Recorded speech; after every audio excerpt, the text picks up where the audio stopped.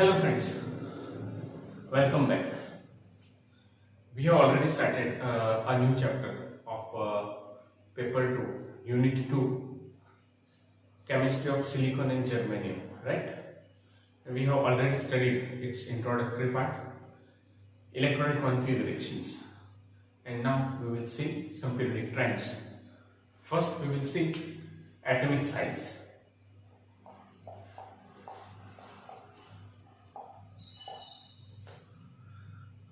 Right. Then size of atom is the atomic size. Talking about in group 14, that is from top to bottom, how it increases. First element is carbon, second silicon, germanium, tin, lead. Right? As we know in a periodic table from left to right, atomic size decreases and from top to bottom it increases, right? Same trend is followed here. From top to bottom, carbon to lead, atomic size increases, right? But if you travel from carbon to silicon, yes, it's normal. The increase is occur normally, right? But from here, germanium, tin, lead, yes, the increase is there, atomic size increases, but it's marginally increases with very small amount, right? And this is due to intervening d electrons, because in between the nucleus and the last orbitals there is d electrons, right? And these d electrons have poor shielding effect. They do not shield the outer electrons, and that's why what happens? Atomic size goes on, not in decreasing, but though it increases, it's only marginally, right? Since we are studying atomic size, these are the numerical values of the atomic size of the 14 group element. It is in nanometer, but here we have written 1 into 10 raised to minus 1, that is nanometer means 1 into 10 raised to minus 9 plus 10 raised to minus 1, right now, and it becomes 10 raised to minus 10. It is, you can also call it as angstrom million. Carbon is 0.77, silicon 1.17, right? Means see, the increase is normal, right? The size increases normally, but from germanium to lead, see the values, the increase is there, no doubt, but it is so marginally. See the difference between tin and lead, 1.40, 1.53. It comes out to be 0.30, right now, and increases so marginally. The second property we will study is that metallic characters, right?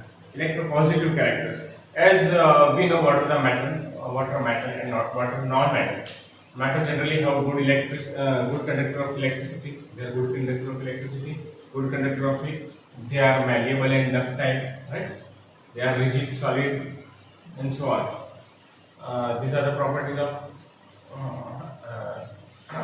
these are the property of metals, right? Now, then talking about the group 14, what are see which one acts as a metal and which one is non-metal. Let's see, carbon definitely a non-metal. Yesterday, just in a group 13 also we have seen that boron is the element that acting as a non-metal. Silicon and germanium, no doubt.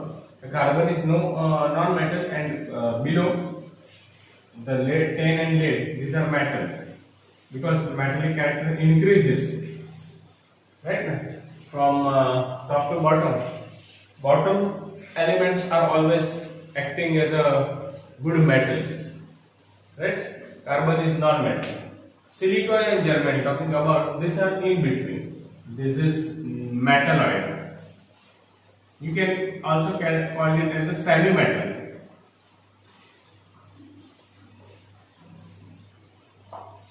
These are semi-metals.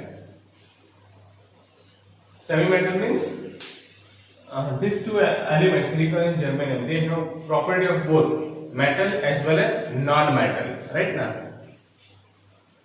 talking about one property, let's see, conduction of good conductors. Good conductor of electricity means metal is acting as a good conductor of electricity, whereas non-metal acts as a bad conductor of electricity. Right now, but silicon and germanium, it is having property of both. At normal temperature, at room temperature, silicon do not conduct electricity. It is a bad conductor of electricity at normal temperature. But as you increases the temperature by 10 degrees Celsius, if you increase the temperature, then it will behave as a good conductor of electricity. Means at normal temperature it do not conduct electricity, whereas at high temperature it will conduct electricity, right? Or some other through other means also it will conduct electricity. Just you add some impurity, that is, it is also called as doping of silicon by trivalent and pentavalent elements. Right now, means neighborings. What will happen? It will conduct electricity. Right? When silicon at normal temperature, it do not conduct electricity, whereas at increasing temperature or by adding some impurity, it will conduct electricity. Means it is showing both properties. Right now, we have to vary the atmosphere, and yes, therefore silicon and germanium are definitely metalloids, and these two are very important element. Right now, as we see, the electronic industry totally depends on these two things. Right now, let's see oxidation number, oxidation state. Right now, it is the imaginary charge given over the atom element. Right now let's see. In 14 group element, the general electronic configuration is Ns2 Np2. Right now, Ns2 Np2 means there are 4 electrons in the valence shell. Ns2 Np2. Then what do you think? What type of oxidation state it will form? Definitely, it will either form +2 +4 oxidation state. +2 only when the 2 electron from p orbital take parts in the bond formation. Right? +4 oxidation state only when all the 4 electrons p2 and s2 take part in the bond formation. Right? Then generally carbon, we know carbon CH4 na, CCl4. Right? Means +4 oxidation state for carbon is quite stable. What about silicon? Silicon SiCl4, right? SiO2, sorry, SiO2, right?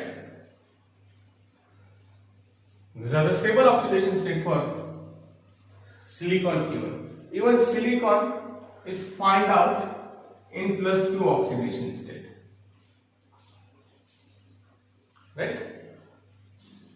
Germanium, tin, lead, they also show +2 and +4 oxidation state. But what happens here? The stability of +4 oxidation state goes on decreasing, whereas stability of +2 oxidation state increases. Why this happens? Because reluctance of this Ns2 electrons.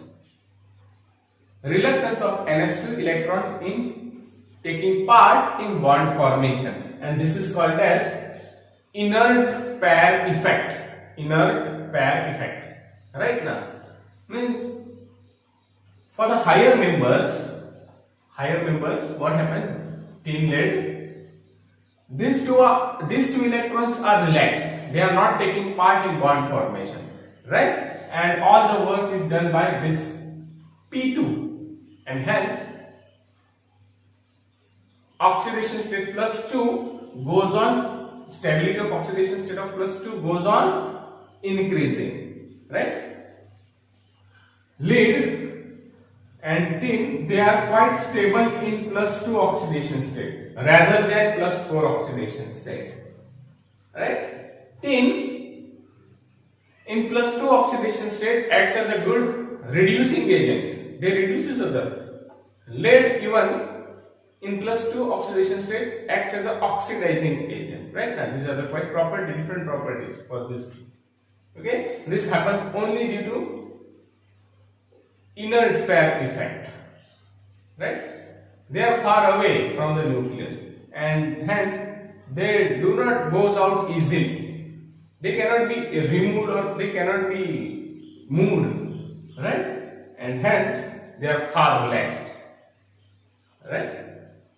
And hence, in short, this 14 group elements, they show two types of oxidation state, plus 2 and plus 4 oxidation state, right? And stability of plus 2 decreases, whereas stability of plus 4 goes on decreasing, whereas stability of plus 2 goes on increasing, right? Now we will focus on melting and boiling point. The last property we will see, melting point and boiling point, right?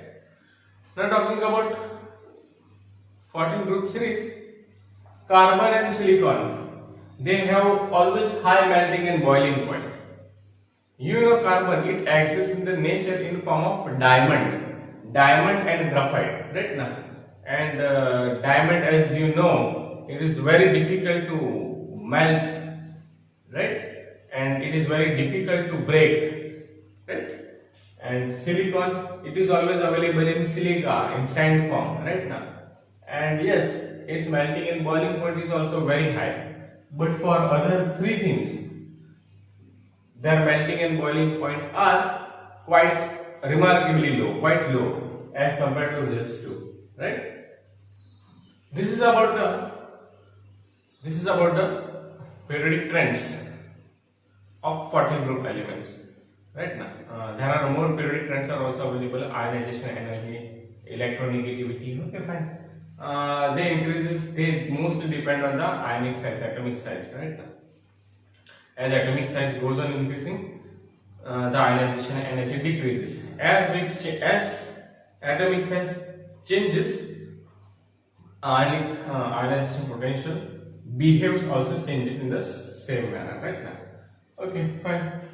This much is okay for the periodic trends. Now we will see its applications.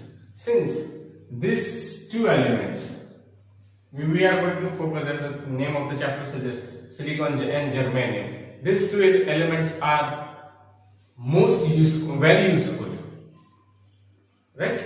Why? Because these two, we cannot imagine the electronic industry survive without these two. All the electronic industry require these two in the semiconductors, diodes, triodes, rectifiers, etc. And without that things, we cannot produce electronic devices. Means, see, in all the field, either in the medicine, either in the industrial, right? Everywhere electronic devices we are using, right now. At home even we are using lots of electronic devices, right now, and we cannot survive without these electronic devices, right? It is not so we cannot survive, not, but we cannot imagine to survive, right now, because okay, fine. Then in the semiconductors, diodes, triodes, rectifiers, we uses this type of element. Not only uses, but they are required in a very ultra fine pure structure, right now. Ultra pure structure we require. Not only pure structure we require, but we require in a singular crystalline state, right now. Means we have to remove all the impurity and also we have to check the crystals, the crystal structures right now, and hence we are going to follow only these two in this chapter, silicon and germanium. Okay, then today this much is okay. In the next video we will see something different about these two elements. Okay, till then, goodbye and good day.